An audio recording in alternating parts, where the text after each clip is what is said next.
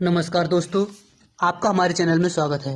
आज हम आपके लिए आला उदल से संबंधित एक नया वीडियो लेकर आए हैं, जिसमें हम आपको बताएंगे आखिर क्या कारण था जिससे आल्हा ने अपने प्रिय पराक्रमी भाई उदल को मृत्युदंड देने का आदेश दिया, और ये भी बताएंगे आल्हा के उदल को मृत्युदंड देने के बाद क्या हुआ। तो चलिए अब हम अपनी कहानी को विस्तार से बताते हैं। ढेवा और उदल दशहरा पर्व पर गंगा स्नान का विचार करते हैं। तो ढेवा और उदल आला से गंगा स्नान की अनुमति मांगते हैं। फिर आला से अनुमति लेकर उदल और ढेवा रूपन बारी के साथ गंगा स्नान पर जाने की तैयारी करते हैं। जब यह बात आला के पुत्र इंदल को पता चलती है कि चाचा उदल गंगा स्नान को जा रहे हैं, तो इंदल भी उदल के साथ दशहरा मेला देखने की सोचते हैं। जब इंदल अपने चाचा उदल से उनको भी साथ ले चलने को कहते हैं, तो उदल मना कर देते हैं, लेकिन इंदल के ज्यादा जिद करने पर वह अपने साथ ले चल देते हैं। जब यह बात मामा माहिल को पता चलती है कि उदल गंगा स्नान को लिए बिठूर जा रहे हैं, तो वे भी मौके की तलाश में बिठूर चल देते हैं। उदल, ढेवा, इंदल रूपन बारी के साथ कानपुर के बिठूर घाट पर पहुंचते हैं। वहां स्नान करते हैं। इसके बाद वह मेले में घूमते हैं।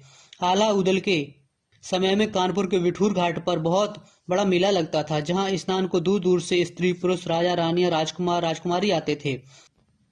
इसी जगह पर बुल्क बुखारा की राजकुमारी चित्ररेखा भी अपनी सहेलियों और सैनिकों के साथ आती है। राजकुमारी चित्ररेखा जादुई विद्या और सम्मोहन विद्या जानती थी। आल्हा के पुत्र इंदल बहुत रूपवान थे। जब राजकुमारी चित्ररेखा इंदल को देखती है, तो वह इंदल पर मोहित हो जाती है। वह मन ही मन राजकुमार इंदल से प्रेम करने लगती है।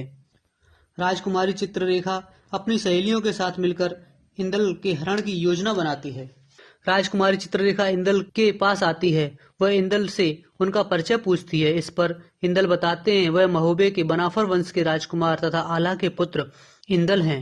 वह अपने पराक्रमी चाचा उदल के साथ यहाँ आए हैं। इसके बाद राजकुमारी चित्ररेखा इंदल पर सम्मोहन विद्या का प्रयोग कर इंदल को सम्मोहित कर देती है और अपने साथ अपने राज्य बुल्क बुखारा ले जाती है, जहां वह अपनी सहेलियों के साथ मिलकर इंदल को छुपाकर अपने महल में रखती है। इधर उदल, ढेवा देखते हैं कि इंदल बहुत समय के बाद भी शिविर में नहीं लौटे, तो उदल, ढेवा, रूपन बारी तथा महोबे के सैनिक इंदल को ढूंढते हैं। जब यह खबर मामा माहिल को मिलती है कि इंदल कहीं खो गए हैं, मिल नहीं रहे, तो उनके दिमाग में कुटिल चाल आती है। वह महोबे के लिए चल पड़ते हैं। महोबे पहुंचकर माहिल आला से कहते हैं कि इंदल को उदल ने मार दिया है। तुम्हारा इकलौता पुत्र अब तुमको नहीं मिलेगा। इस पर आला मामा माहिल पर क्रोधित होते हैं। वह कहते हैं, अगर आप मामा न होते तो उदल के बारे में ऐसा कहने पर मैं उसका शीश काट लेता। इस पर माहिल कहते हैं, कुछ समय रुको, तुमको सब पता चल जाएगा।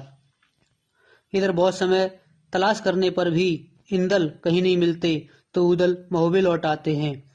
आल्हा इंदल को उदल के साथ न देखकर इंदल के बारे में पूछते हैं। इस पर उदल कहते हैं कि इंदल मेले में कहीं खो गए।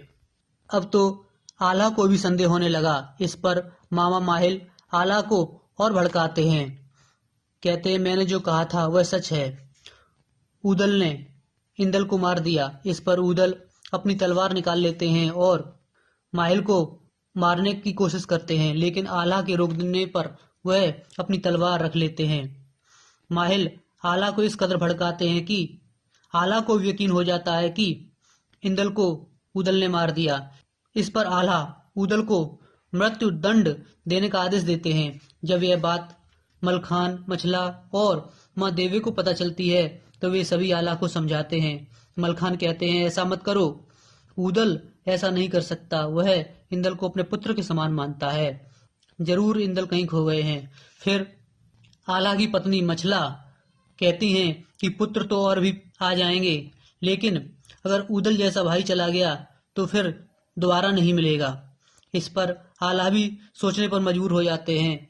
इसके बाद आल्हा उदल को देश निकाला दंड दे देते हैं। वह कहते हैं उदल महुआ राय छोड़कर निकल जाए। इसके बाद की कहानी अगले वीडियो में बताएंगे, जिसमें हम बताएंगे उदल कैसे इंदल की खोज करते हैं और कैसे इंदल को वापस लेकर आते हैं और क्या होता है राजकुमारी चित्ररेखा का।